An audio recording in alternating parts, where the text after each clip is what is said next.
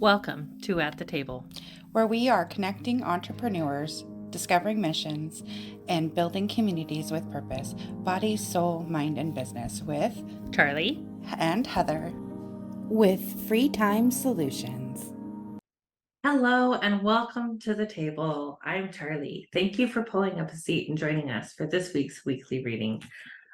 We have been reading Career Self-Care by Minda Zetlin, and we just finished The Mastery of Love by Don Miguel Ruiz last week. So this week we start Don Miguel Ruiz's book, The Voice of Knowledge. It's kind of like continued learning of the 4 agreements here, but I'm really excited to get into this today. And that's actually where we're going to start with chapter 1 of Don Miguel Ruiz's The Voice of Knowledge.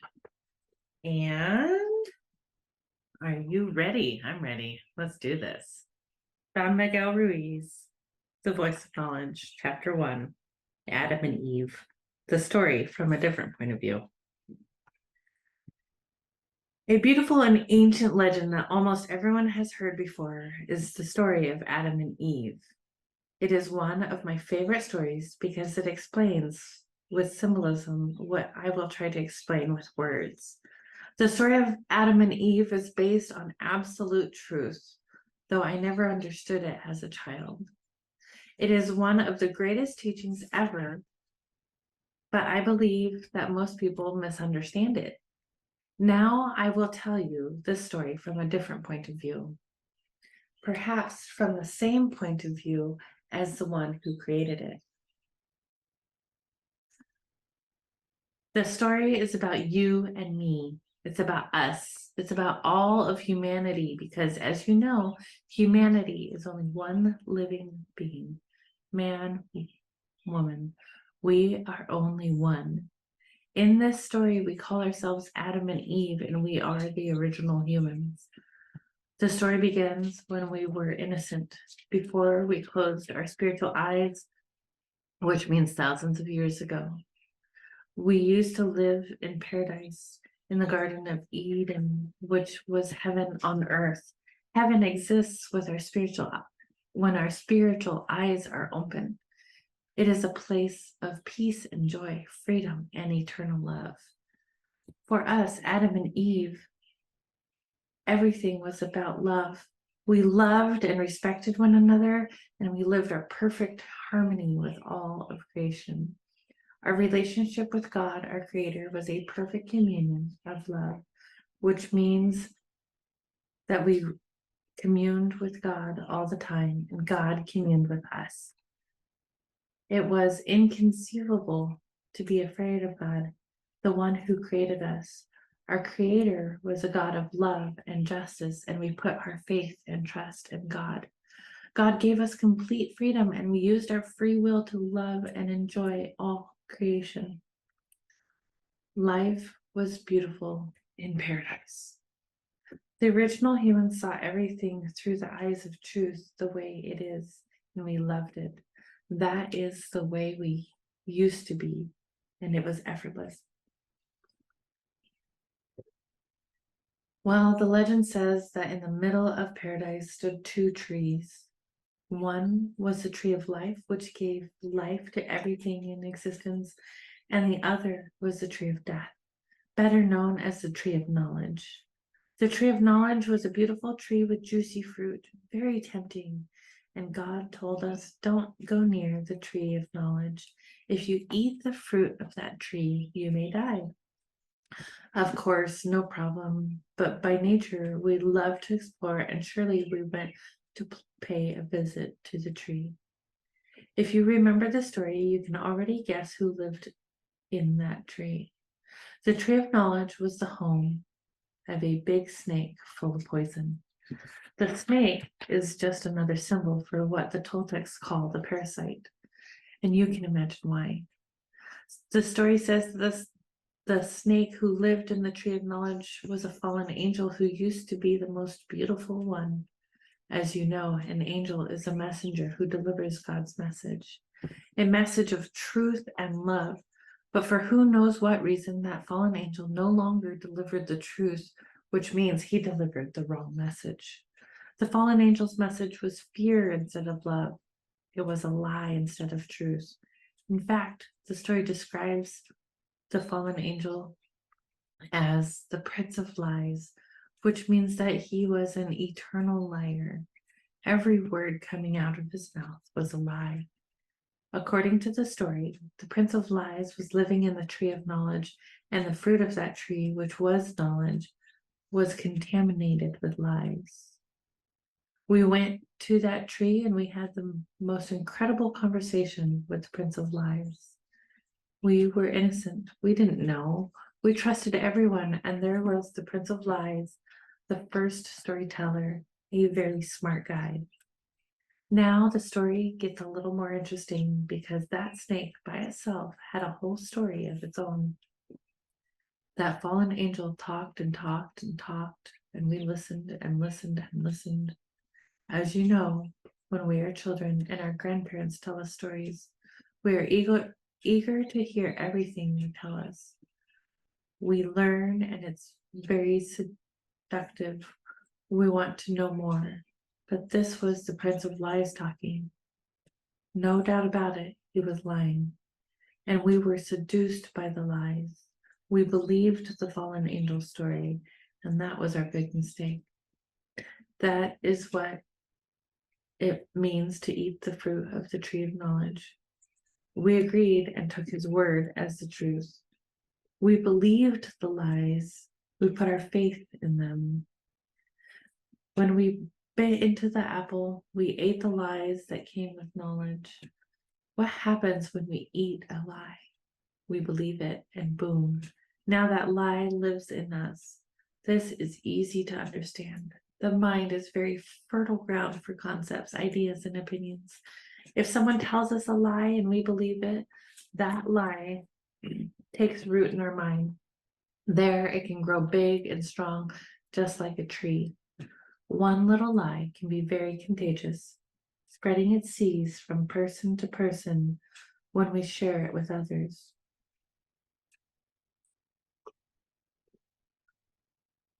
Well, the lies went into our mind and reproduced a whole tree of knowledge inside our head, which is everything that we know. But what is it that we know? Mostly lies. The tree of knowledge is a powerful symbol. The legend says that whoever eats the fruit of the tree of knowledge will have knowledge of good and evil. They will know the difference between what is right and what is wrong. It is beautiful and what is ugly. They will gather all of the knowledge and begin to judge. Well, that is what happened in our head.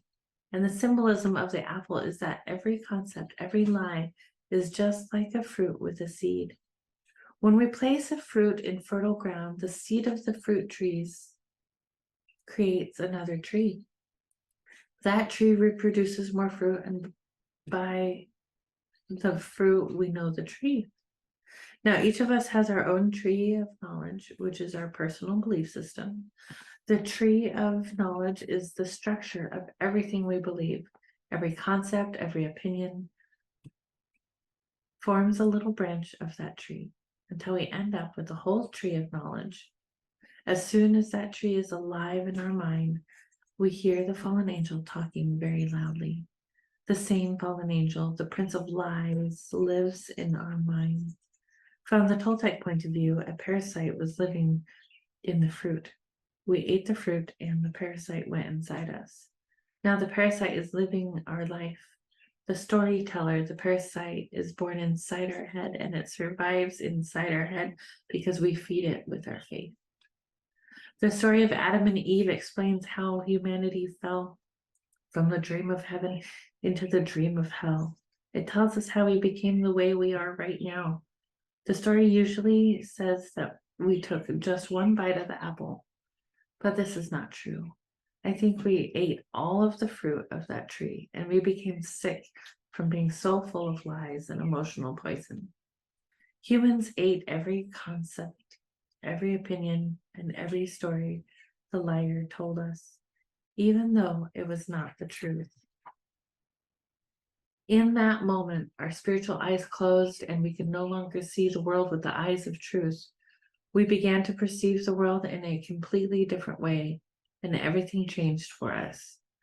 With the tree of knowledge in our head, we could only perceive knowledge. We could only perceive lies.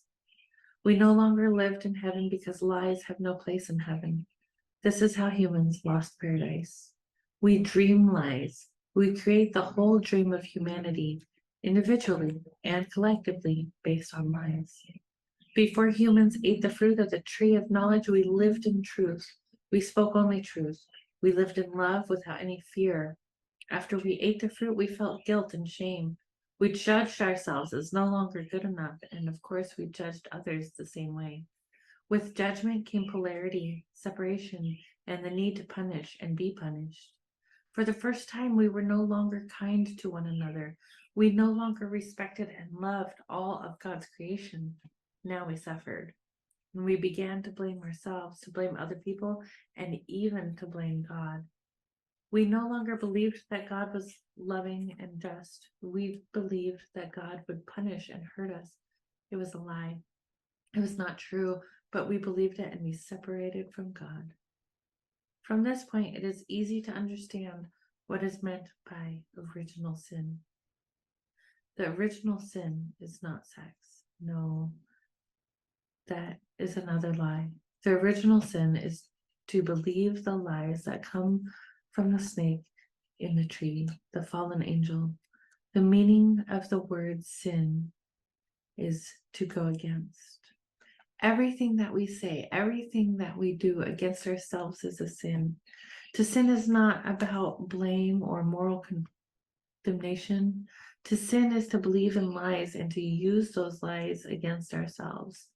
From that first sin, that original lie, all of our other sins are born. How many lies do you hear in your head?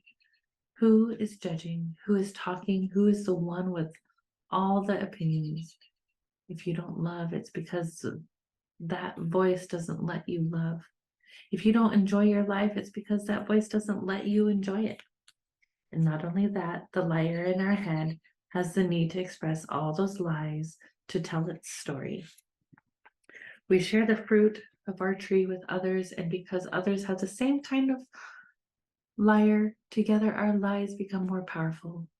Now we can hate more. Now we can hurt more. Now we can defend our lies and become fanatics following our lies.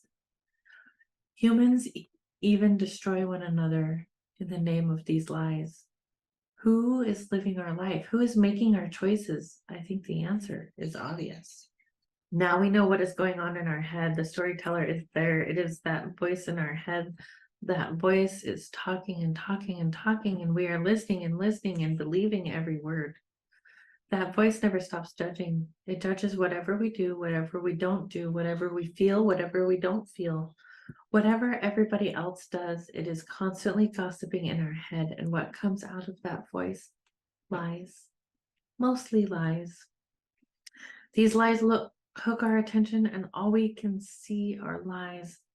That is the reason we don't see the reality of heaven that exists in the same place at the same time. Heaven belongs to us because we are the children of heaven. The voice in our head doesn't belong to us.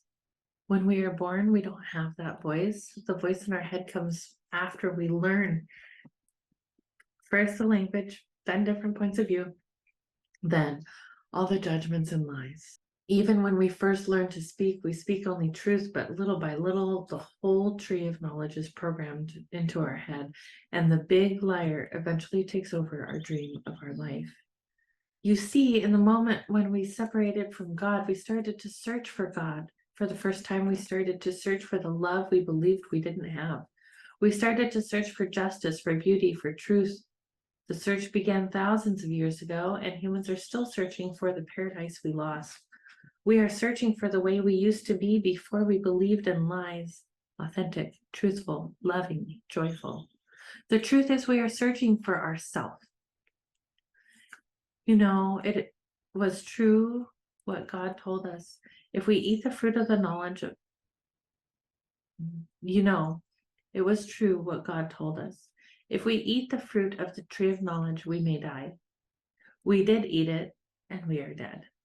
We are dead because our authentic self is no longer there. The one who is living our life is a big liar, the prince of lies, that voice in our head. You can call it thinking, you can call it the voice of knowledge. You can call it thinking, I call it the voice of knowledge. Points to ponder. The mind is fertile ground for concepts, ideas, and opinions. If someone tells us a lie and we believe it, that lie takes root in our mind and can grow big and strong like a tree. One little lie can be very contagious, spreading its seeds from person to person when we share it with others. Knowledge goes into our mind and reproduces a structure inside our head, which is everything that we know. With all that knowledge in our head, we only perceive what we believe. We only perceive our own knowledge, and what is it that we know? Mostly lies. Once the tree of knowledge is alive in our mind, we hear the fallen angel talking very loudly. That voice never stops touching. It tells us what is right and what is wrong, what is beautiful and what is ugly. The storyteller is born inside our head and survives inside our head because we feed it with our faith.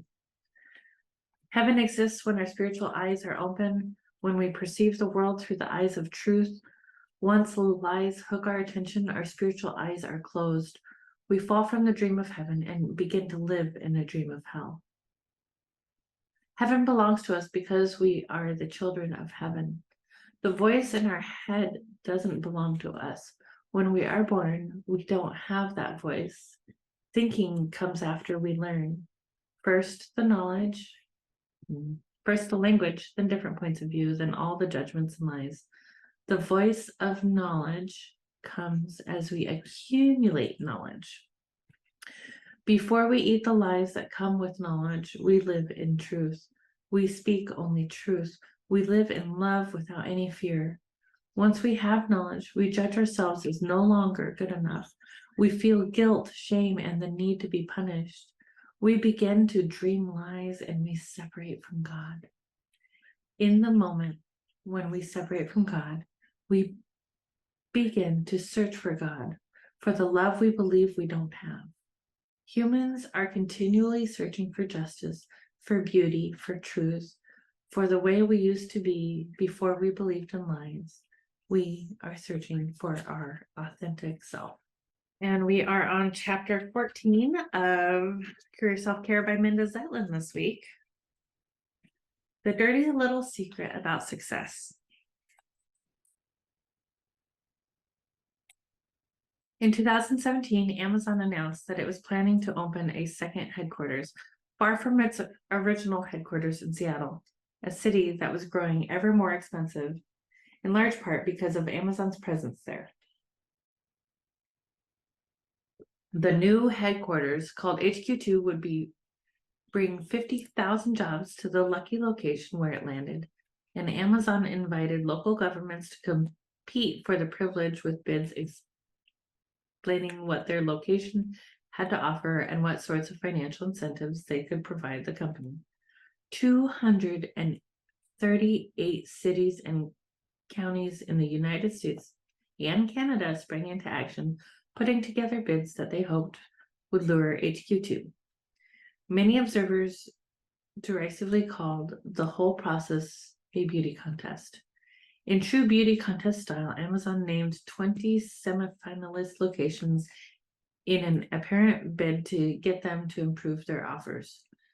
The company spent months reviewing its options while local leaders waited and hoped. Amazon picked 2 lucky winners, announcing that it would split its new headquarters between them, bringing 25,000 jobs to each. One was Crystal City in Northern Virginia, and the other was Long Island City in Queens, New York, where the state and city had put together $3 billion in incentives, and former Governor Andrew Cuomo had joked he would change his name to Amazon Kimono if it helped. But then things went wrong. There was resistance from Queens, where local legislators balked at the deal, in some cases claiming they hadn't understood the size of the tax breaks being offered. Protests sprang up over Amazon's imminent arrival and its anti-union stance. It's not clear whether any of these would have been enough to stop the deal from going through, but the company didn't wait to find out. It pulled out, citing opposition to its presence, and affirmed it would go forward in Virginia, where it had been planning to expand in any case. In the end, the high-profile search for HQ2 looked like a waste of everyone's time and a misstep from a company that doesn't make them often. But that wasn't the whole story. Almost exactly 2 years after Amazon pulled out of Queens, a Bloomberg report revealed what had really been going on at the company during the hunt for HQ2. Amazon founder Jeff Bezos had become envious of Elon Musk, the founder of Tesla. Tesla had received a $1.3 billion incentive from Nevada to build its giant battery factory there in 2014. A frustrated Bezos demanded to know why Amazon wasn't being offered similar incentives, insiders told Bloomberg. When an Amazon executive sent out a celebratory email after getting a $40 million incentive for building a new facility near Cincinnati, Bezos complained that the sum was too small. He told his lieutenants to play hardball. He wanted billions, not millions. Think about that for a minute. Bezos was the world's richest person. Amazon, with more than 1 million employees, is among the largest employers in the United States by any reasonable measure. You'd have to consider that Bezos, who started the whole thing from a garage in Bellevue, Washington, might be the most successful entrepreneur of all time.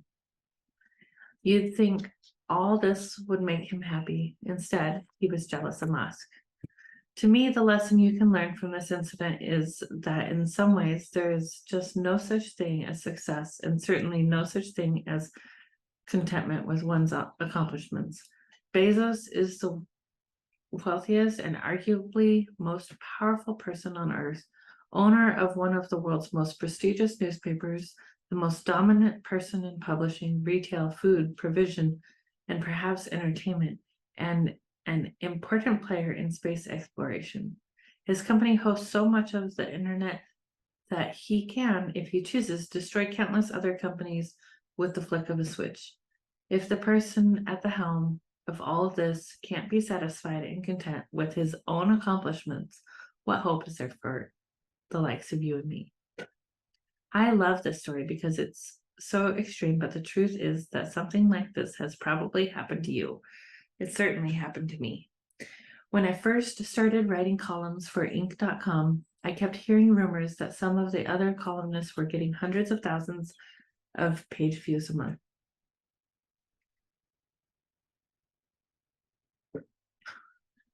Some were even getting 1 million. For many years, that was my dream too. If I could just get to 1 million page views, life would be golden. 1 million people would be reading what I wrote. What a thrill that would be. Then it happened. For 1 month. If only I could get back there, I thought. If only I could get 1 million readers every month, I would be happy. You can guess the rest. I did start hitting 1 million page views just about every month and more. But meanwhile, I learned some of my colleagues were getting 3 and 4 million. My 1 million readers started to seem pitiful. And there you have it. The dirty little secret about success is that for most of us, there is no there. It's an endless journey with no destination.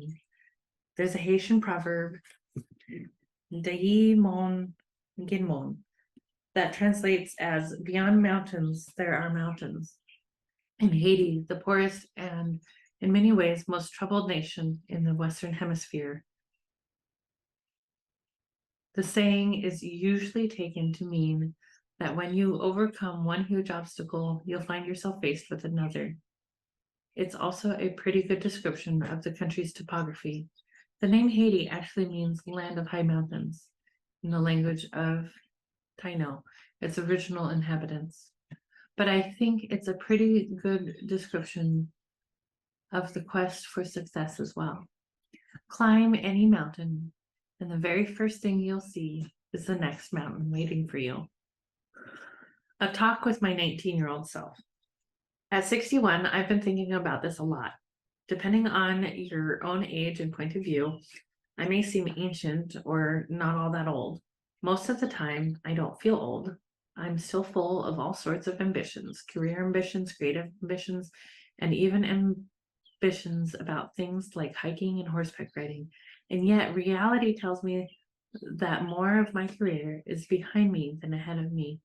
And while I have no intention of slowing down for the foreseeable future, I also know that if I want to relax and hang out with my husband without constantly shutting myself away in my office for one deadline or another, if I want to be able to read all the books I want to and travel more for fun than for work, well, the time to do that is not infinite. I started thinking about my career as a whole, what it means and what I still want to accomplish. And I often find myself thinking back to myself at around 19, a college English major who spent her time reading for pleasure when she wasn't reading for class. I can see her so clearly in her first couple of years away from home, with her long black hair and bohemian wardrobe that made her stick out in any crowd in the Midwestern college she attended. She had big dreams, that girl, a big worries that none of those dreams would come true. I imagine sitting down with her at Sheep's Head Cafe in Iowa City for a cup of steamed milk and honey, her beverage of choice in those days. So, this is you at 61, I would begin. And I'd go on to tell her about all I'd done since I was her, the dreams that didn't come true and those that did, the things that went wrong, and the many more that went right. When he was 99 years old, my indomitable stepfather looked at a baby in a carriage and remarked, "Wouldn't it be great to do it all over again? Make all the same happy mistakes again." I'd tell my younger self about the happy mistakes she was on her way to making, and the ones like her first marriage that would make her awfully unhappy when they happened, but would still land her exactly where she needed to be. I wonder what she would say in response. The career I have now is nothing she hoped for or planned. Her ambition was to be a novelist. Would she be disappointed that her dream didn't come true, or happy that the girl who dreamed of becoming a writer really did become one and had 1 million readers a month? When I ask the question that way, when I think about all the things that I would be doing along the way, I realize that I know the answer. She would be proud of me. And I'm willing to bet that your 19-year-old self would be proud of you. Remembering back to the younger self before your career got started is a great antidote for that mountains beyond mountains thing, where you forgot to feel proud of the goals you've already reached in your haste to chase after the ones you haven't reached yet. What's your condition of satisfaction? My coach, Wendy Kaplan, uses a phrase that I love, condition of satisfaction. She might ask, for example, what would be the condition of satisfaction that would make you happy and satisfied with a job, an offer, or a situation? I've started asking myself a question that I invite you to ask yourself too. What are the conditions of satisfaction that would make me feel that I am successful? My husband, the musician, says that guitarists know the perfect number of guitars to own. It's exactly one more than whatever number they already have. My friend, the horse trainer, says that horse people use a similar rule to determine the perfect number of horses. I think it's incredibly tempting to fall into that way of thinking when you're trying to determine the condition of satisfaction for your own success. One more promotion, one more increase in income, one more location for your business, 1 million more readers for my column. Instead of falling into this trap, can you think back to what made you want this career in the first place? Was it to earn a good living, have an adventure, travel, help people, express your creativity, learn new things, change the world? Well, one more, whatever, bring you any closer to that original purpose? Or is the job you have now completely separate from that purpose? If so, it might mean you need to rethink your job, but it would also mean you found a different purpose or you're already achieving that purpose right now. Considering all this, what is your condition of satisfaction? What should it be? For many people, including me, the condition of satisfaction question is answered at least partly in dollars or whatever your currency is. Money means completely different things to different people.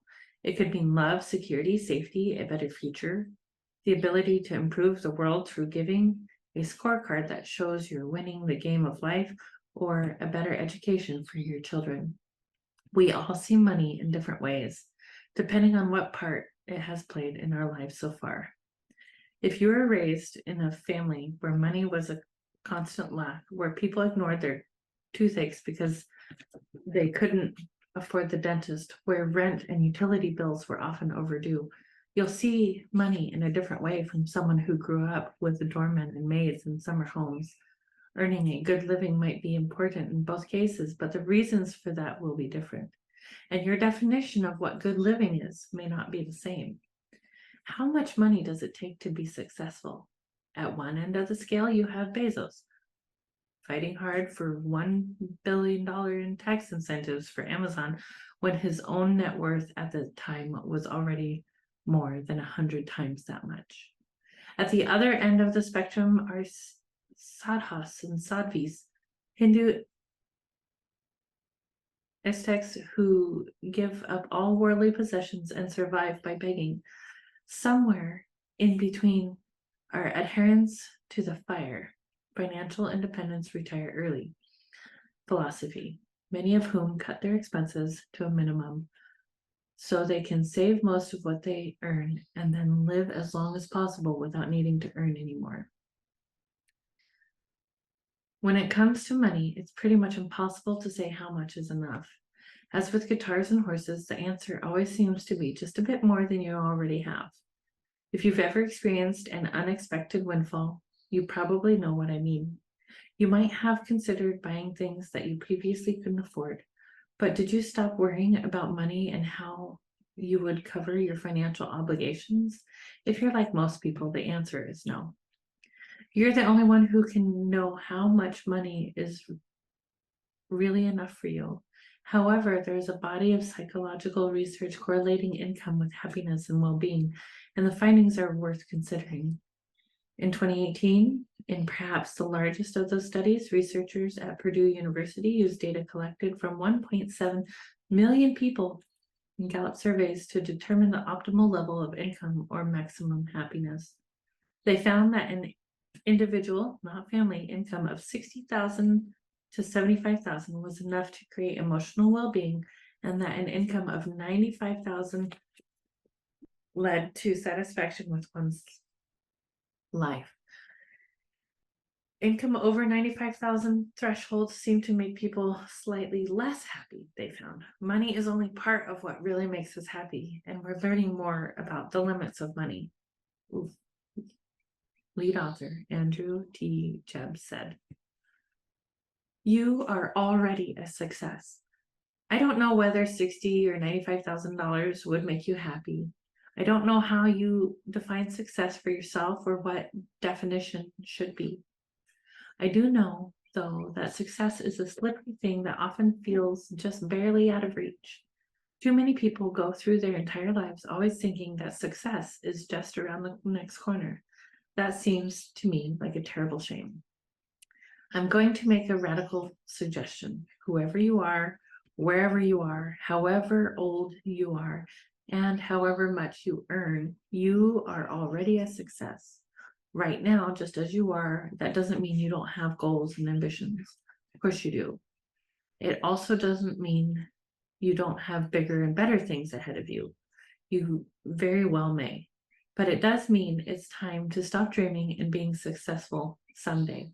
Stop waiting for that one big break or the next promotion to a higher income to say to yourself that you're a success. Say it to yourself right now for two important reasons. First, When you believe you are successful, it will come across in all your interactions. You'll have more confidence to pursue what you really want, and that will bring you actual success, whatever that means to you.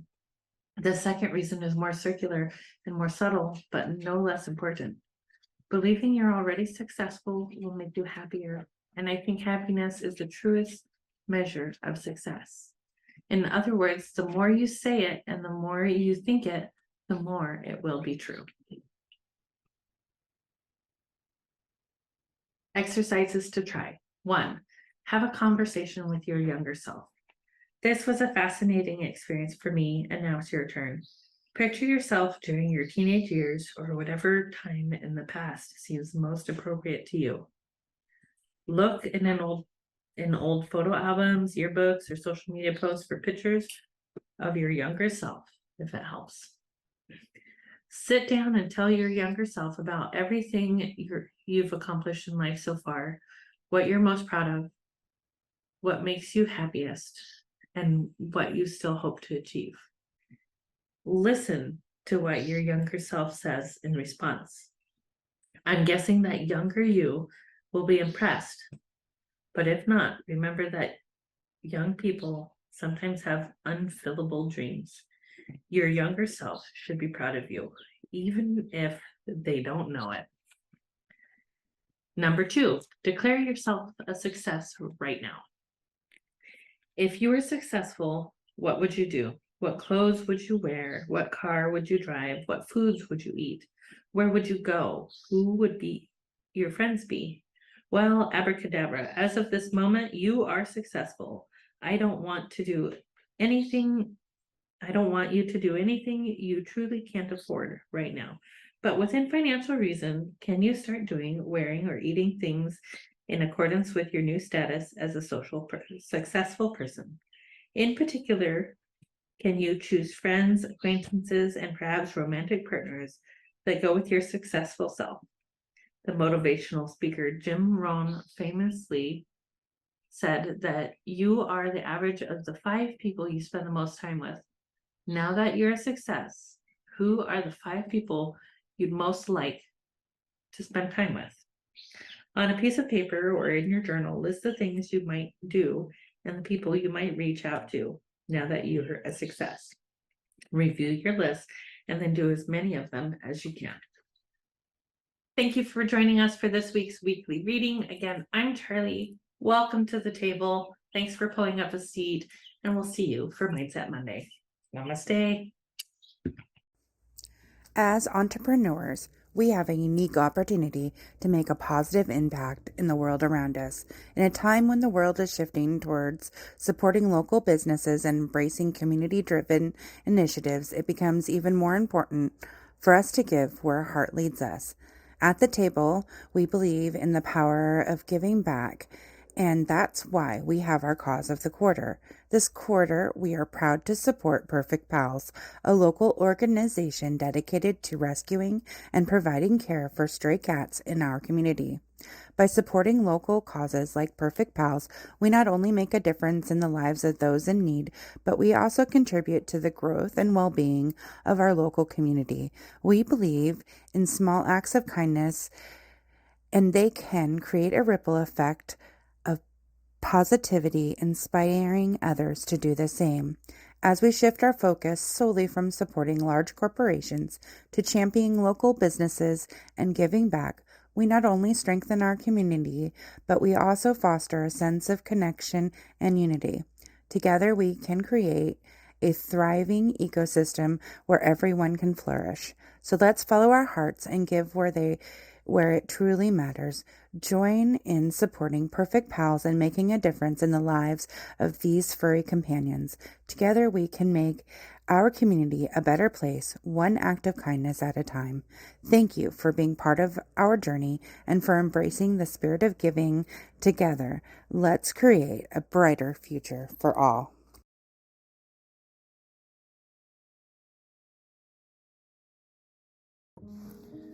Are you tired of juggling endless tasks, struggling to find time for what truly matters? We have the solution for you. Introducing Free Time Solutions, your ultimate partner in reclaiming your time and maximizing your potential. At Free Time Solutions, we specialize in helping businesses like yours thrive in a digital world. From social media management to website optimization and branding, we have the expertise to elevate your online presence and streamline your operations. Imagine having time to focus on what you love to do while we take care of your business. With our dedicated team of experts and innovative solutions, we leave you free to pursue your passions and achieve your goals. Whether you are a small business owner, entrepreneur, freelancer, we offer comprehensive services tailored to your needs. Our goal is simple: to give you back time, freedom to do what you do best while we handle the rest. So join us at the table and let Free Time Solution empower you to take control of your time and unlock your full potential. Visit our website at www.yourfreetimeback.com. That's www.yourfreetimeback.com to learn more and schedule your consultation today. Free Time Solutions, your partner in success. Let's make the most of your free time together. Thank you for joining us at the table. Stay tuned for weekly readings on Sunday, Mindset Monday, discussing our weekly readings on Monday, and on Friday, our interview and potentially guest host. Stay tuned. Thank you for joining in on the fun. Be sure to like and subscribe for more.